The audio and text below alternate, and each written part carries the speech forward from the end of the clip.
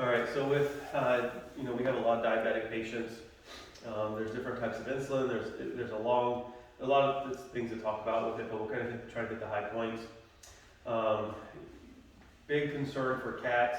If you see a cat who's overweight, it does predispose them to diabetes. Cats can go back into remission if treated and caught quickly.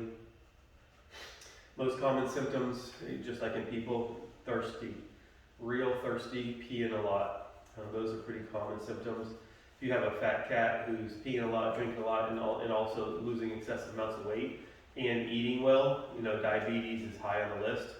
If they're drinking, urinating a lot, losing weight, and not eating, then that's more of a kidney issue usually.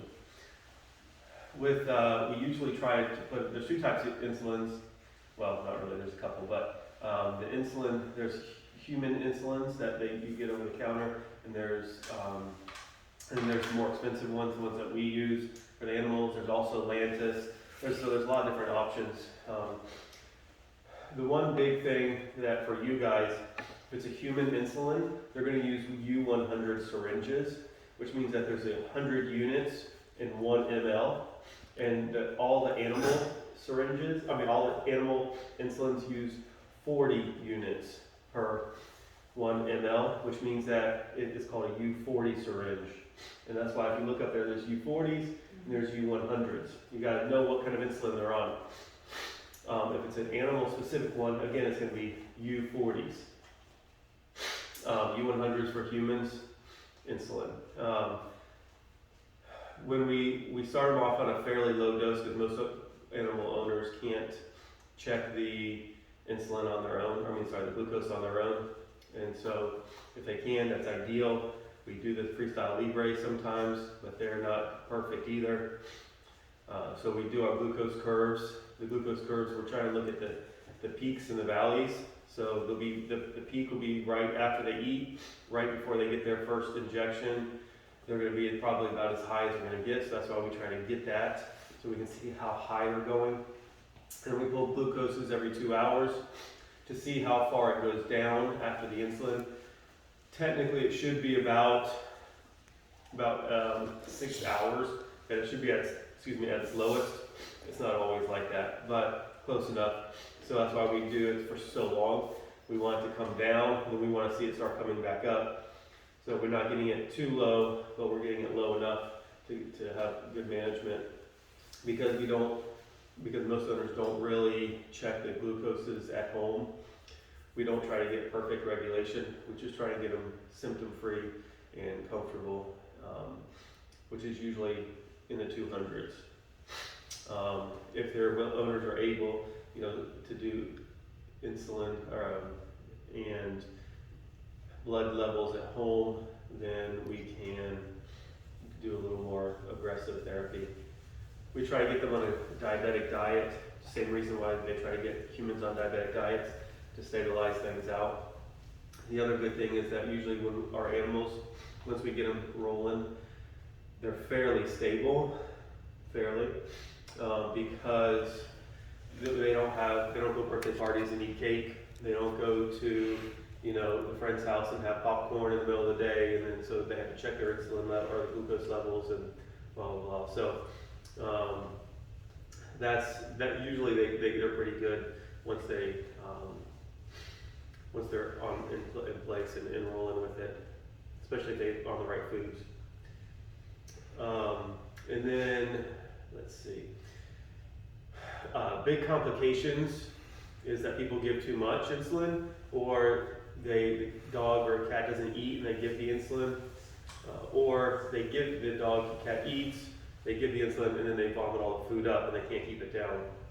And that's a big complication because they no longer they've been dosed for all that calories and all the glucose that they're going to be taking in, and they're not getting it in. So what happens is they crash, and those animals usually have to be put on IV fluids with dextrose, sometimes for 24 hours, 48 hours, until that insulin is out of the system again and they're eating and feeling better.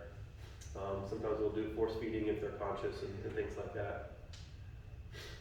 You may have heard of fructosamine. Fructosamine is a test that we use.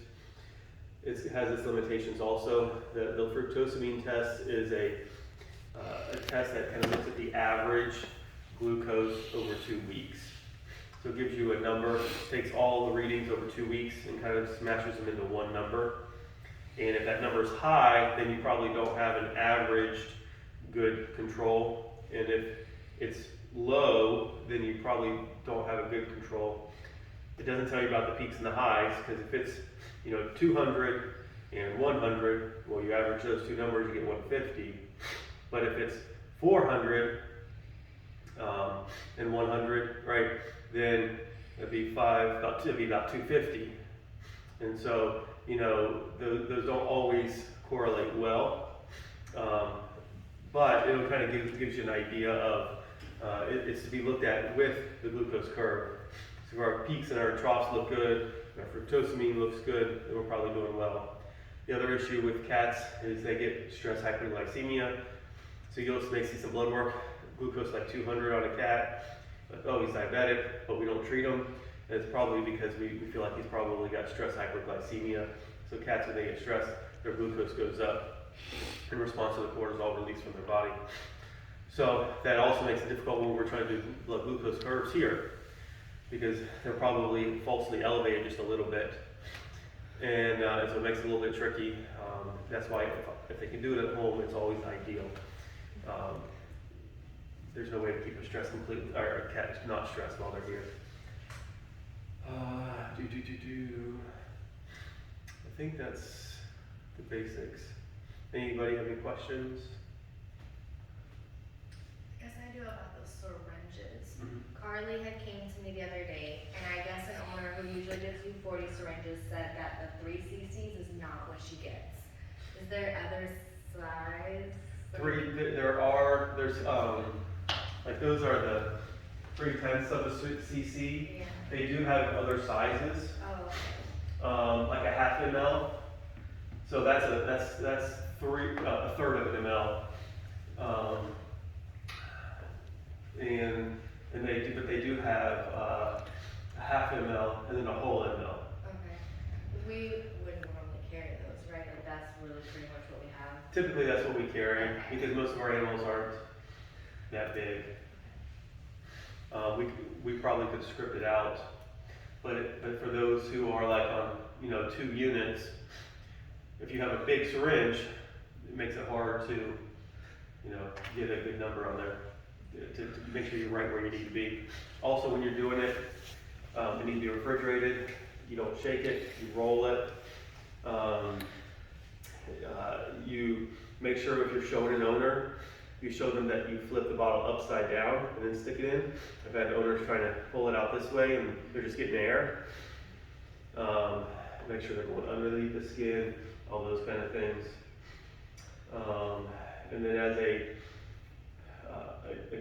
nice little cheat for other things, the U100 syringes, each unit is 0.01 cc's. So if you're trying to give a small amount of something, like 0.01, 0.02, that's a real nice way to be able to do it because the syringe is so tiny it makes it easier to see. But that's only the U100s, you can't go U40s. Okay. Also, if you're getting multiple blood sticks using the U100 or the U40 syringe because it's got like a 28 gauge needle on it, will save the vein, and the cats or dogs don't even typically know they're getting stuck. Instead of even a TB syringe at 25, sometimes by the end of the day, they're getting needle shy because you only need a drop, and so those little 28 gauge needles, they don't even know that they're getting hit. So maybe they're 29. Looks like it might be 29. So, all right. Okay. Anything else? All right. All right. Cool.